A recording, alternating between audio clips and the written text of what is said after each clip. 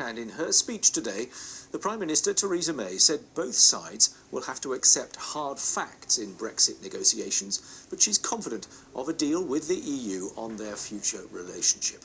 Well, this speech was the latest in the theatre of events surrounding Brexit.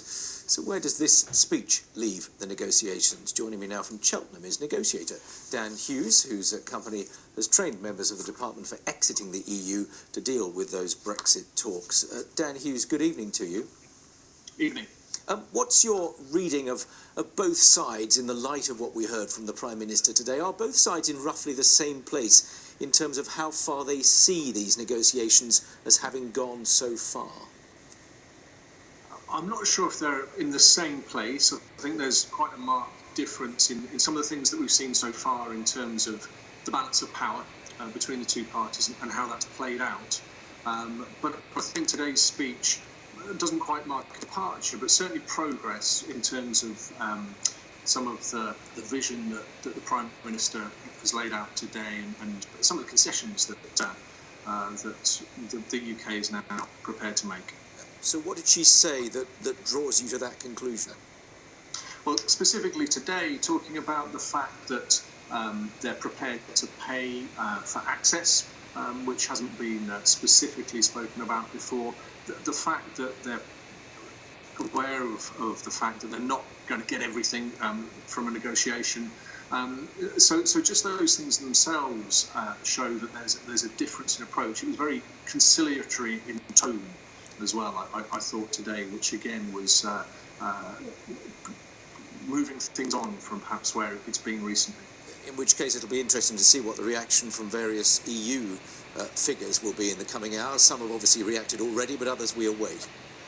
That's right, absolutely. And their approach has been quite different up until this point, and much firmer in the way that they've approached negotiation, and the power clearly has been on their side up until this point. So I think that's going to be the interesting thing now, in terms of not just what happened today, but the way that the UK government is able to move forward and change the perception of power in this negotiation.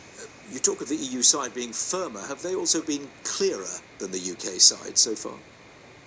Definitely. Much clearer in terms of their objectives, what they're prepared to do. And I think this is the one thing, above all else, that we can do from now on.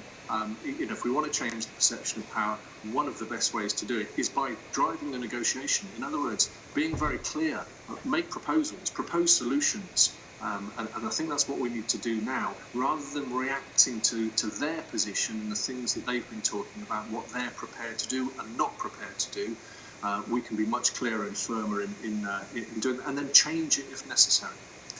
How much in all this is the Prime Minister having to bear in mind that, to an extent, she's also having to negotiate with her own party or elements within it as she stands up and delivers a speech such as today?